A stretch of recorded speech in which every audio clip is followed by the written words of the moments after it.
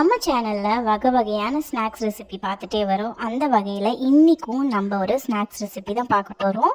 இது வந்து சூப்பரான ஸ்வீட் ரெசிபி தான் இன்றைக்கி நம்ம பார்க்க போகிறோம். குழந்தைங்க ஸ்கூல்லேருந்து வர்றதுக்குள்ளே அரை மணி நேரத்துலேயே கடகடன்னு செம்மையாக செஞ்சு முடிச்சிடலாம். ஈஸியாகவும் இருக்கும், அதே சமயம் ரொம்ப டேஸ்ட்டாக இருக்கும். வாங்க எப்படி செய்யுதுன்னு பார்க்கலாம். அதுக்கு முன்னாடி நம்ம சேனலை மறக்காமல் சப்ஸ்கிரைப் பண்ணிவிட்டு பாருங்கள். நிறைய வீடியோஸ் உங்களுக்காக வந்துக்கிட்டே இருக்குது. வாங்க இப்போ எப்படி செய்யுதுன்னு பார்க்கலாம். நான் இதுக்கு ஒரு 1/4 கப் அளவுக்கு வெல்லத்தை நல்லா கரைச்சி வச்சுருக்கேன். ஏன்னா வெல்லத்தில் தூசி மண் இதெல்லாம் இருக்கும் இல்லையா, அதனால வெல்லத்தை கரைச்சி வச்சுக்கிறேன்.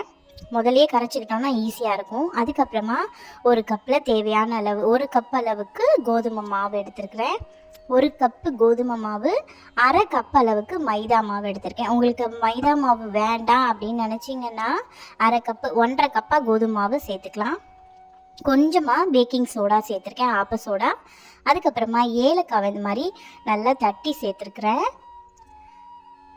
நீங்கள் முழுமையாக கோதுமை மாவு 1/2 கப்பு கோதுமை மாவில் செய்யலாம். நான் 1 கப்பு கோதுமை மாவு, அரை கப்புக்கு மைதா மாவு சேர்த்துருக்கேன். 1 ஸ்பூன் அளவுக்கு அரிசி மாவும் சேர்த்துக்கோங்க, அப்போ தான் நல்லா முறுமுறுன்னு வரும். 1 கப்பு கோதுமை மாவு, அரை கப்பு மைதா மாவு, ஒரே 1 ஸ்பூனுக்கு அரிசி மாவு போட்டுட்டு முதல்ல இது எல்லாத்தையும் நல்லா கலந்து விட்டுக்கலாம். இந்த மாதிரி ஒன்றா சேர்த்து கலந்துட்டு நம்ம கரைச்சி வச்சுருக்கிறோம் இல்லையா வெள்ளை தண்ணி, அது பாகெல்லாம் ஆக வேண்டாம், ஜஸ்ட் வெல்லம் கரைஞ்சா போதும். மண் இல்லாமல் இருக்கிறதுக்காக வெள்ளத்தை கரைய விட்டுக்கிறேன். வெள்ளத்தில் செஞ்சீங்க அப்படின்னா தான் இந்த டிஷ்ஷு ரொம்பவே சூப்பராக இருக்கும். நல்லா வடிகட்டி கொஞ்சம் கொஞ்சமாக வடிகட்டி நல்லா ஒன்று போல் கலந்து விடுங்க. இங்கே பாருங்கள் வெள்ளத்தில் எவ்வளோ மண் இருக்குதுன்னு. முதல்ல கொஞ்சம் கொஞ்சமாக போட்டு கலந்துக்கங்க.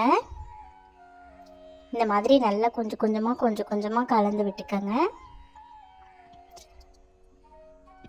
அதுக்கப்புறமா எண்ணெய் காய வச்சுக்கோங்க. நான் எந்த ஸ்டேஜில் இருக்கணும் அப்படின்னு சொல்கிறேன். எடுத்து விட்டோம் அப்படின்னா இட்லி மாவு பதத்துக்கு இருந்தது அப்படின்னா ரொம்பவே சூப்பராக இருக்கும். ஒரே 1 ஸ்பூன் எடுத்துக்கோங்க. ஸ்பூனில் இந்த மாதிரி குட்டி குட்டியாக இந்த மாதிரி போட்டுக்கோங்க. இல்லை நீங்கள் கையிலேயே போண்டா மாதிரி போட்டாலும் பரவாயில்ல. எப்படி இருந்தாலும் ஷேப்பு சூப்பராக இருந்தாலும் டேஸ்ட்டு செம்மையாக இருக்குங்க. மறக்காமல் ட்ரை பண்ணி பாருங்கள். எப்படி இருக்குது அப்படின்னு கமெண்ட்டில் சொல்லுங்கள் எப்படி இருந்துச்சுன்னு. இங்கே பாருங்கள், போட்ட உடனே மேலே எலும்பி வருது பார்த்தீங்களா, சூப்பராக சாஃப்டாக மேலே முறுமுறுன்னு உள்ள பஞ்சு மாதிரி இருக்கும். அப்பம் ரெசிபி சூப்பராக இருக்குங்க. மறக்காமல் ட்ரை பண்ணி பாருங்கள். இங்கே பாருங்கள், போட்ட உடனே மேலே எலும்பி வருது. போட்டுட்டு 2 பக்கமும் வேக வச்சு எடுத்தீங்க அப்படின்னா சூப்பரான அப்பம் ரெடி ஆகிடும். நான் இப்போ உங்களுக்காக கரண்டிலையும் ஒன்று பண்ணி காமிக்கிறேன். இது நான் ஸ்பூன் வச்சு போட்டது. 2 சைடும் திருப்பி போட்டு வேக வச்சுக்கோங்க. ஃப்ளேம் மீடியம் ஃப்ளேம்லேயே இருக்கட்டும். ஹை ஃப்ளேமில் வச்சிங்க அப்படின்னா உள்ளுக்குள்ளே வேகாது, மேலே கருகி போயிடும். அதனால் மீடியம் ஃப்ளேமில் வச்சு 2 பக்கமும் நல்லா வேக விடுங்க. இப்போ பாருங்கள், நான் இது கரண்டியில் ஊற்றினேன். கரண்டியில் ஊற்றினதும் நல்லா புசு புசுன்னு உப்பி வருது பாருங்கள். இதையுமே 2 பக்கம் சேர்த்து நல்லா வேக வச்சுக்கலாம். உங்களுக்கு தேவைப்பட்டுச்சுன்னா ஒரு வாழைப்பழம் கூட இதில் நசுக்கி போட்டு செஞ்சு கொடுத்தீங்கன்னா அவ்வளோ சூப்பராக இருக்கும். உடம்புக்கும் நல்லது கோதுமை மாவு.